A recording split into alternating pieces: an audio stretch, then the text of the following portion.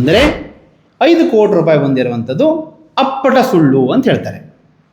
ಹೌದಲ್ವಾ? 5 ಕೋಟಿ ರೂಪಾಯಿ ಬಂದಿದ್ದು ಅಪ್ಪಟ ಸುಳ್ಳು ಅಂತಂದರೆ ಏನು? ಶಾಸಕರು ಸುಳ್ಳು ಹೇಳಿದಾರಾ? ಶಾಸಕರ ಬೆಂಬಲಿಗರು ಯಾಕೆ ಮಾಧ್ಯಮದಲ್ಲಿ ಜಾಹೀರಾತು ಕೊಡ್ತಾರೆ? ಯಾಕೆ ಅದನ್ನು ಶಾಸಕರು ಹೇಳ್ತಾರೆ, ಬೇರೆಯವರೆಲ್ಲ ಹೇಳ್ತಾರೆ ಅನ್ನೋದನ್ನು ನಾವು ಪ್ರಶ್ನೆ ಮಾಡಬೇಕಾಗ್ತದೆ. ನಿಜಕ್ಕೂ ಕೂಡ ಇದು ದೊಡ್ಡ ಅಪರಾಧ ಆಗಿದೆ. ದೇವ್ರ ವಿಚಾರದಲ್ಲಿ ದೇವಸ್ಥಾನದ ವಿಚಾರದಲ್ಲಿ ಯಾರೂ ಕೂಡ ಸುಳ್ಳು ಹೇಳುವಂಥದ್ದು ಅತ್ಯಂತ ದೊಡ್ಡದಾದಂತಹ ಅಪರಾಧ. ಅದು ನಿಜಕ್ಕೂ ಕೂಡ ನಾನು ಶಾಸಕರಲ್ಲಿ ಕೇಳ್ಕೊಳ್ತೇನೆ, ತಾವು ಇದಕ್ಕೆ ಪ್ರಾಯಶ್ಚಿತ್ತ ಮಾಡ್ಕೋಬೇಕು. ದೇವ್ರ ವಿಚಾರದ 5 ಕೋಟಿ ರೂಪಾಯಿ ಕೊಟ್ಟೆ ಅಂತ ಹೇಳಿದ್ದು ಈಗ 5 ಕೋಟಿ ರೂಪಾಯಿ ಬಂದಿಲ್ಲ ಅಂತ ಹೇಳ್ತಾ ಇದ್ದಾರಲ್ಲ, ಇದು ನಿಜಕ್ಕೂ ಕೂಡ ದೊಡ್ಡ ಅಪರಾಧ. ನಾವು ಬೇರೆ ಪಾಪಗಳನ್ನು ಕಳ್ಕೊಳ್ಳಿಕ್ಕೆ ನಾವು ದೇವಸ್ಥಾನಕ್ಕೆ ಹೋಗ್ತೇವೆ. ಸಂಸ್ಕೃತ ಶ್ಲೋಕ ಇದೆ, ಅನ್ಯಕ್ಷೇತ್ರೇ ಕೃತಂ ಪಾಪಂ ಪುಣ್ಯಕ್ಷೇತ್ರೇ ವಿನಶ್ಯತಿ. ಪುಣ್ಯಕ್ಷೇತ್ರೇ ಕೃತಂ ಪಾಪಂ ವಜ್ರಲೇಪಂ ಭವಿಷ್ಯತಿ. ನಾವು ದೇವಸ್ಥಾನಕ್ಕೆ ಹೋಗಿ ದೇವ್ರ ವಿಚಾರದಲ್ಲಿ ಅದು ನೀವು ತಪ್ಪು ಮಾಡಿ ಸುಳ್ಳು ಹೇಳಿದ್ರೆ ಅದು ವಜ್ರಲೇಪವಾಗ್ತದೆ ಅಂತೆ. ನಾವು ತೊಳ್ಕೊಳ್ಳಿಕ್ಕೆ ಸಾಧ್ಯ ಇಲ್ಲ, ಅಂಥ ದೊಡ್ಡ ಅಪರಾಧ ಅದು. ಹೌದಲ್ವಾ?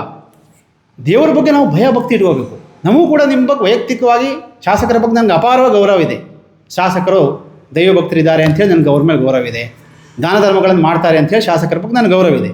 ಆದರೆ ಇಷ್ಟು ದೊಡ್ಡ ಸುಳ್ಳು ನಮ್ಮ ಮುಂದೆ ಕಾಣ್ತಾ ಇದೆಯಲ್ಲ, ಈಗ ಈ ಭಕ್ತಿಯೇ ನಮಗೆ ಕ್ವಶನ್ ಮಾರ್ಕ್ ಆಗ್ತದೆ ಈಗ. ಹೌದಲ್ವಾ? ಯಾಕೆ ಹೀಗೆ ಹೇಳಿದ್ರು? ಶಾಸಕರು ಯಾಕೆ ಕಳಿಸಿಲ್ಲ? ಇಲ್ಲ, ನಾವು ದೇವರಿಗೆ ದುಡ್ಡು ಕೊಟ್ಟಿಲ್ಲ ಅಂತ ಹೇಳ್ಬೋದಾಗಿತ್ತಲ್ಲ. ಹೌದಲ್ವಾ? ಇದಕ್ಕೆ ಶಾಸಕರು ಸ್ಪಷ್ಟೀಕರಣ ಮಾಡಬೇಕು. ಆತ ತಪ್ಪುಗಳಾಗಿದ್ದರೆ ಏನು ಮಾಡಲಿಕ್ಕೆ ಆಗೋದಿಲ್ಲ. ತಪ್ಪಾಗಿದೆ ಅಂದರೆ ಶಾಸಕರಿಗೆ ಹೇಳ್ತೇನೆ, ದಯಮಾಡಿ ಅದಕ್ಕೇನೋ ಪ್ರಾಯಶ್ಚಿತ್ತ ಮಾಡ್ಕೊಳ್ಳಿ. ಒಂದು ಪ್ರಾಯಶ್ಚಿತ್ತ ಕಾಣಿಕೆ ಹಾಕುವಂಥದ್ದು ದೇವರಲ್ಲಿ ಹೇಳ್ಕೊಳ್ಳಿ, ಓಪನ್ನಾಗಿ ಹೇಳಿ, ಈ ಥರ ಸಮಸ್ಯೆ ಆಗಿತ್ತು, ನಾನು ಅದಕ್ಕಿಂತ ಪ್ರಾಯಶ್ಚಿತ್ತ ಮಾಡ್ಕೊಳ್ತೇನೆ ಅಂತ ಹೇಳಿಬಿಟ್ರೆ ಅದು ಸರಿ ಅಂತ ನನ್ನ ಅಭಿಪ್ರಾಯ.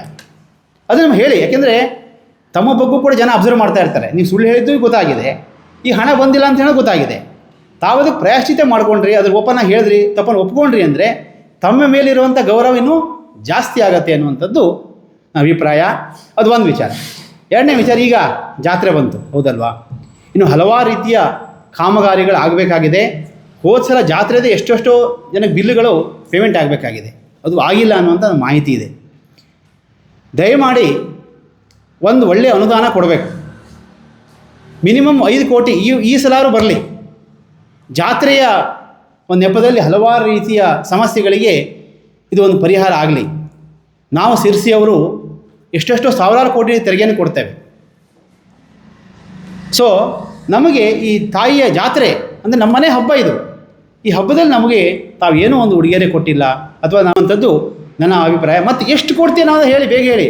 ಹೋಸಲ ಸುಳ್ಳು ಹೇಳದಂಗೆ ಹೇಳೋದು ಬೇಡ ನಮಗೆ. ಹೋಸಲ ನೀವು ಏನು ಹೇಳಿದ್ರಿ, 5 ಕೋಟಿ ತಂದಿದ್ದೇನೆ ಅಂಥೇಳಿ ಸುಳ್ಳೆ ಅಂತ ಪ್ರೂವ್ ಆಯ್ತಲ್ಲ. ಅದು ಈ ಥರ ಸುಳ್ಳುಗಳೇ ಬೇಡ. ಸುಳ್ಳುಗಳು ಯಾವತ್ತೂ ಕೂಡ ಜಾಸ್ತಿ ದಿವಸ ಬಾಳೋದಿಲ್ಲ, ಸತ್ಯ ಮಾತ್ರ ಬಾಳುವಂಥದ್ದು. ಈಗ ನಿಮಗೆ ಕರಾವಳಿ ಉತ್ಸವ ಮಾಡಲಿ ದುಡ್ಡಿದೆ, ಕೇಕ್ ಕಟ್ ಮಾಡಲಿ ದುಡ್ಡಿದೆ, ಮೋಜು ಮಸ್ತಿ ಮಾಡಲಿ ದುಡ್ಡಿದೆ. ಹೌದಲ್ವಾ? ಇದೆಲ್ಲ ಮಾಡಲಿ ದುಡ್ಡಿದೆ, ಜಾತ್ರೆಗೆ ಒಳ್ಳೆ ದುಡ್ಡಿಲ್ವ ನಿಮ್ಮ ಹತ್ರ? ಇದನ್ನು ನಾವು ಪ್ರಶ್ನೆ ಮಾಡಬೇಕು. ಪ್ರತಿಯೊಬ್ಬ ಕೇವಲ ಶಿರಸಿಯ ಅಷ್ಟೇ ಅಲ್ಲ, ಈ ಭಾಗದ ಸಿದ್ದಾಪುರ ಇರ್ಬೋದು, ಯಾರ್ಯಾರು ಮಾರಿಕಾಮ ಭಕ್ತರಿದ್ದಾರೆ ಎಲ್ಲರೂ ಕೂಡ ಕೇಳಬೇಕು. ನೀವು ಎಷ್ಟು ಅನುದಾನ ಕೊಡ್ತೀರಿ ಕೊಡಿ. ಮೋಜು ಮಸ್ತಿ ಮಾಡಲಿಕ್ಕೆ 2-3 ಕೋಟಿ ಕೊಡ್ತೀರಲ್ಲ, ಇದು ಎಷ್ಟು ಕೊಡ್ತೀರಿ? ಮೋಜು ಮಸ್ತಿ ಯಾರು ಕರೆದು ಹಾಡಿಸೋದು, ಡ್ಯಾನ್ಸ್ ಮಾಡೋದು ಮಾಡ್ತೀರಿ, ಅದಕ್ಕೆ ದುಡ್ಡು ಕೊಡ್ತೀರಿ. ಇದಕ್ಕೆ ಎಷ್ಟು ಕೊಡ್ತೀರಿ? ನಮ್ಮ ತಾಯಿಯ ಜಾತ್ರೆ, ನಮ್ಮ ಅಸ್ಮಿತೆಯ ಪ್ರಶ್ನೆ, ಇದಕ್ಕೆ ಎಷ್ಟು ಕೊಡ್ತೀರಿ ಅನ್ನೋದನ್ನು ನಾವು ಕೇಳಲೇಬೇಕು. ನಾವು ಈ ಮೂಲಕ ಆಗ್ರಹ ಮಾಡ್ತೇವೆ. ಅದನ್ನು ತುರ್ತಾಗಿ ತಾವು ಹೇಳಬೇಕು. ಹೋಸ ಜಾತ್ರೆ ಏನಾಯಿತು ಕರ್ಮಕಾಂಡ ಅದನ್ನು ಹೇಳಿ, ಹಣ ಬರದೇ ಇದ್ದ ಕ್ಷಮೆಯನ್ನು ಕೇಳಿ ದೇವರಲ್ಲಿ. ಮತ್ತು ಈ ಸಲ ಎಷ್ಟು ಕೊಡ್ತೀರಾ ಅನ್ನೋದನ್ನು ತಾವು ಬಹಿರಂಗ ಪಡಿಸಲೇಬೇಕು. ವಿಶೇಷ ಅನುದಾನವನ್ನು ತಾವು ಕೊಡಿಸಲೇಬೇಕು. ಇಲ್ಲ ಎಂದರೆ ನಾವು ಸುಮ್ಮನೆ ಇರೋರಲ್ಲ ಅನ್ನೋದನ್ನು ಈ ಮೂಲಕ ಸರ್ಕಾರಕ್ಕೆ ಎಚ್ಚರಿಕೆ ಕೊಡಲಿಕ್ಕೆ ಬಯಸ್ತೇನೆ.